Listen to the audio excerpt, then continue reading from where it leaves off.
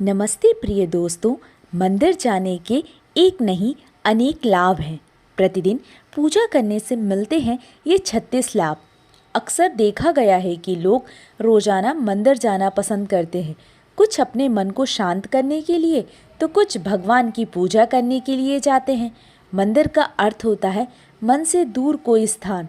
ऐसे में कुछ देर आंख बंद कर मौन रखना बेहद लाभदायक होता है। लोग मंदिर के पीछे छिपे विज्ञान और अध्यात्म को नहीं जानते हैं। सुबह सुबह मंदिर जाने से कई लाभ होते हैं।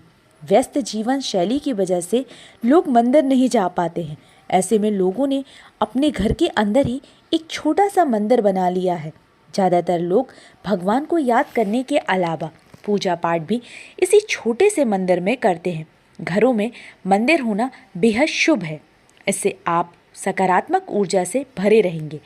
मंदिर से सिर्फ आध्यात्मिक लाभ ही नहीं बल्कि ये स्वास्थ्य के लिए भी बेहद लाभदायक है। कई लोगों को इस लाभ के बारे में जानकारी नहीं होती है, लेकिन मंदिर जाने की वजह से एक नहीं बल्कि अनेक फायदे होते हैं। इस वीडियो से हम जानेंगे उन 36 लाभ के बारे में। लेकिन उससे पहले अगर आप भी चाहते हैं कि माता लक्ष्मी का आशीर्वाद आप पर सदैव बना रहे तो इस वीडियो को एक लाइक करें, चैनल को सब्सक्राइब करें और कमेंट बॉक्स में जय लक्ष्मी माता ज़रूर लिखें। नंबर 1, मंदिर जाने वाले व्यक्ति के मन में भरपूर सकारात्मकता और आध्यात्मिक बल होता है, जिसके चलते उसके आसपास नकारात्मक ऊर्जा उसके पास भटकती भी नहीं है। आप इस ऊर्जा को भूत, पिशाच या प्रेत भी कह सकते हैं।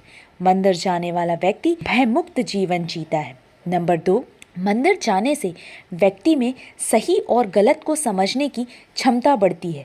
वो किसी भी प्रकार की फालतू लड़ाई झगड़े में नहीं पड़ता है।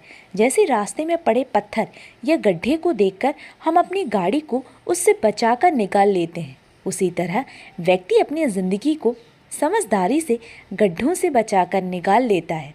नंबर 3, मंदिर जाने वाले व्यक्ति का कोई शत्रु किसी बुरी विद्या के माध्यम से उसका कुछ भी नहीं बिगाड़ सकता है। कई लोग अपने कार्य या व्यवहार से दूसरों को नाराज कर देते हैं, जिससे उनके शत्रु बढ़ जाते हैं। कमज़ोर शत्रु अक्सर सामने की लड़ाई नहीं लड़ते, वे पीठ पीछे के कुछ ऐसे कार्य करते हैं जिन्हें अंधविश्वास की श्रेणी में रखा जाता है।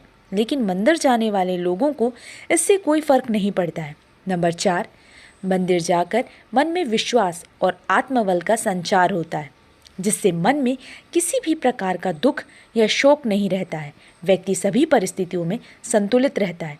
संतुलित अर्थात ना तो भावना में बहता है और ना ही कठोर होता है। हर परिस्थिति उसके लिए सामान्य हो जाती है। नंबर 5, प्रतिदिन मंदिर जाने वाले के मन और मस्तिष्क में कलेश या क्रोध नहीं होता है। अगर घर के दूसरे सदस्य उसे झगड़ा करते हैं या घर में कोई विवाद हो रहा है तो वो उसे समझदारी से संभाल कर माहौल को खुशनुमा बना देता है। नंबर 6, मंदिर जाने वाले व्यक्ति के जीवन में कभी भी ऐसे संकट नहीं आते कि वो कर्ज में डूब जाए।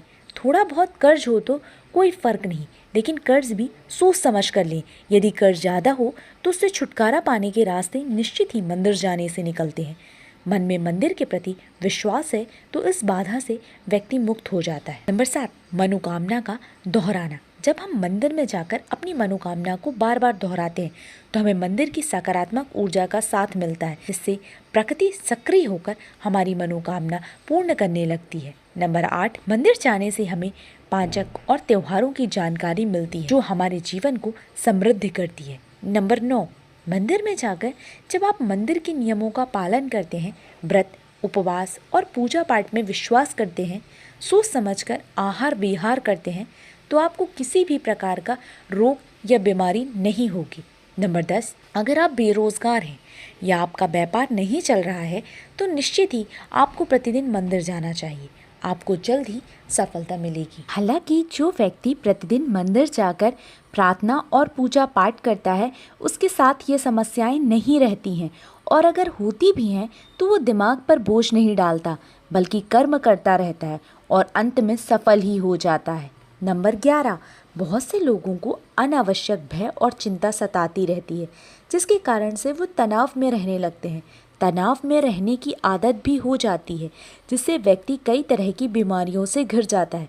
लेकिन मंदिर जाने वाले के दिल और दिमाग में ये सब नहीं होता है। नंबर 12, मंदिर में जब व्यक्ति हाथ जोड़कर खड़ा होता है तो हाथ जोड़ने से जहाँ हमारे दिल और हृदय को लाभ मिलता है, वहीं इससे प्रतिरोधक क्षमता का विकास भी होता है। कहते हैं कि हथेलियाँ और अंगुलियों के उन बिंदुओं पर दबाव पड़ता है जो शरीर के कई अन्य अंगों से जुड़े होते हैं। इससे उन अंगों में ऊर्जा का संचार होता है। नंबर 13, जब हम मंदिर में आरती या कीर्तन के दौरान ताली बजाते हैं तो ये एक्यूप्रेशर का काम करती है। इससे हमारा रक्त संचार सुचारू रूप से संचालित होता है और शरीर की मांसपेशियां भी मजबूत होती हैं। नंबर 14, यदि आप प्रतिदिन मंदिर जा रहे हैं तो आप अपने जीवन में आने वाली उन घटनाओं से बच सकते हैं जो आकस्मिक आती हैं, जैसे दुर्घटना, हत्या, आत्महत्या जैसी नकारात्मकताएं आपकी ज़िंदगी से दूर रहेंगी। नंबर 15, मंदिर में कई तरह के सुगंधित फूल अर्पित किए जाते हैं, जिनकी सुगंध से मन प्रफुल्लित होकर अवसाद से मुक्त पा जाता है। फूलों के विभिन्न रंगों से अंतर्मन को शांति मिलती है। नंबर 16, आरती या चालीसा का जाप करने से हमारा वाणी दोष भी दूर होता है। ओम के उच्चारण से हमारा चित्त एकाग्र होता है।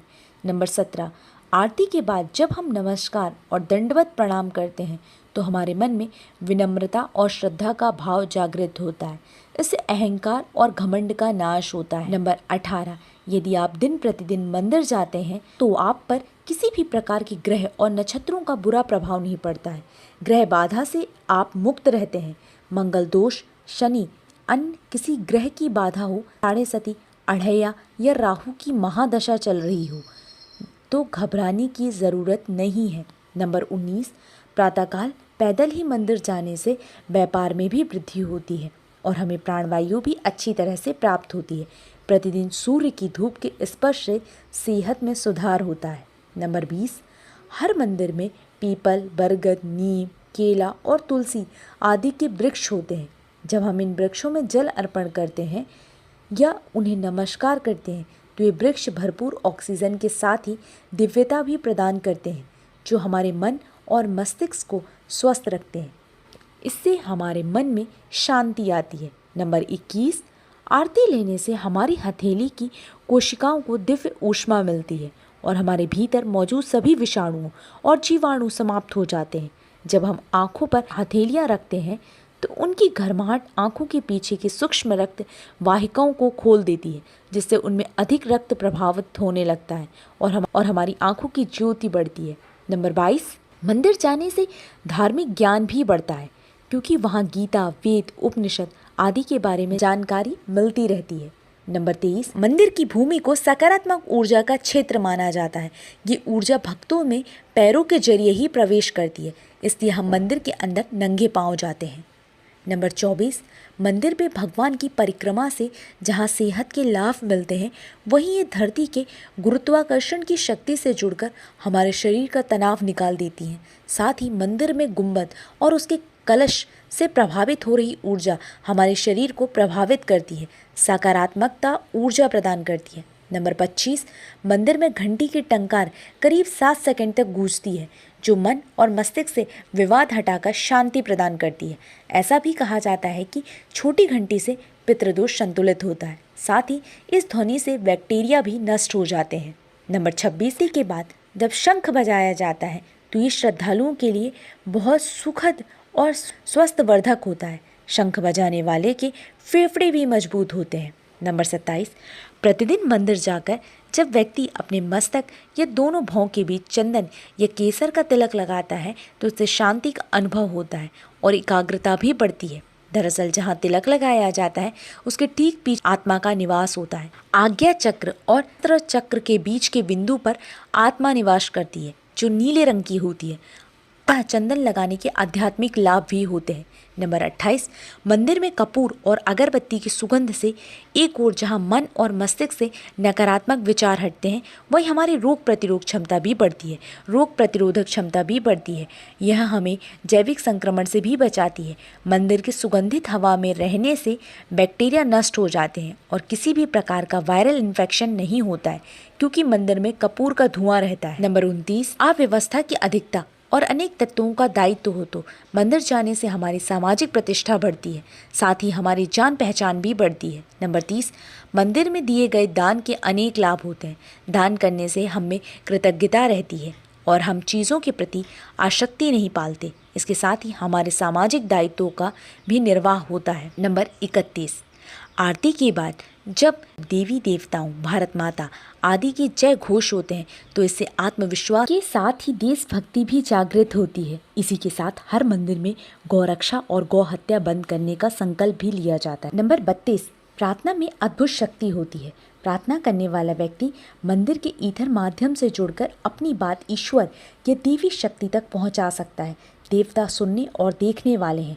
प्रतिदिन की जा रही प्रार्थना का देवताओं पर असर होने लगता है। प्रार्थना में जो शक्ति है वो मानसिक या वाचिक ध्वनि के रूप में आकाश में चली जाती है। यदि आपका मन सच्चा और निर्दोष है तो जल्द ही सुनवाई होगी, और यदि आप धर्म के मार्ग पर नहीं हैं तो प्रकृति ही आपकी प्रार्थना सुनेगी, देवता नहीं। प्रार्थना का दूसरा पहलू यह है कि प्रार्थना करने से मन में विश्वास और सकारात्मक भाव जागृत होते हैं, जो जीवन के लिए, विकास और सफलता के लिए अत्यंत आवश्यक है। नंबर 33, मंदिर में प्रवेश से पूर्व शरीर और इंद्रियों को जल से शुद्ध करने के बाद आचमन करना जरूरी है। इस शुद्ध करने की प्रक्रिया को ही आचमन कहते हैं। आचमन करने से इस कार्य के लिए जो फल मिलते हैं वो अत्यंत महान होता है। पहले उंगलियों मिलाकर एकाग्र चित्र से पवित्र जल से बिना शब्द किए 3 बार आचमन करने से महान फल मिलता है। आचमन हमेशा 3 बार करना चाहिए, इससे मन और शरीर शुद्ध होता है। नंबर 34, मंदिर में शिखर होते हैं जिसकी भीतरी सतह से टकराकर ऊर्जा तरंगे और ध्वनि तरंगे व्यक्ति के ऊपर पड़ती हैं। ये परिवर्तित किरणें तरंगे मानव शरीर की आवृत्ति बनाए रखने में सहायक होती हैं। व्यक्ति का शरीर इस तरह से धीरे धीरे मंदिर के भीतरी वातावरण से सामंजस्य स्थापित कर लेता है। इस प्रकार मनुष्य असीम सुख का अनुभव करता है। पुराने मंदिर धरती के सकारात्मक ऊर्जा के केंद्र होते हैं। नंबर 35, भगवान के दर्शन, पूजा और आरती के बाद जब हम तुलसी मिला हुआ चरणामृत, पंचामृत और प्रसाद मिलता है, यह हमारे स्वास्थ्य के लिए बहुत ही फायदेमंद होता है। आयुर्वेद के मुताबिक ये चरणामृत हमारे शरीर के तीनों दोषों को संतुलित रखता है। चरणामृत के साथ ही दी गई तुलसी को हम बिना चबाए निगल लेते हैं, जिससे हमारे सभी रोग ठीक हो जाते हैं। नंबर 36, पूजा एक रासायनिक क्रिया है जो सिर्फ इस समय के लिए नहीं होती। इससे मंदिर के भीतर वातावरण की पीएच वैल्यू कम हो जाती है, जिससे व्यक्ति की पीएच वैल्यू पर असर पड़ता है। ये ऑर्गेनिक क्रिया शारीरिक रसायन को बदल देती है और ये क्रिया बीमारियों को ठीक करने में सहायक होती है। दवाइयाँ भी यही क्रिया करती हैं जो मंदिर जाने से होता है। प्रिय दोस्तों, अगर आपको हमारी दी गई जानकारी अच्छी लगी हो तो वीडियो को एक लाइक ज़रूर करें, साथ ही अपने मित्रों को वीडियो शेयर करें। चैनल को सब्सक्राइब कर बेल नोटिफिकेशन को ऑन करें। वीडियो देखने के लिए आपका धन्यवाद।